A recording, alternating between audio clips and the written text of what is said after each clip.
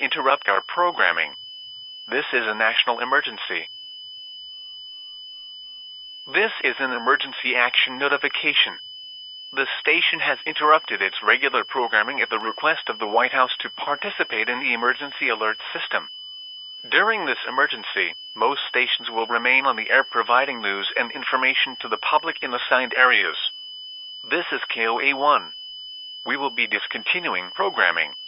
You should now tune to stations providing news and information for your local area. This station will be discontinuing programming.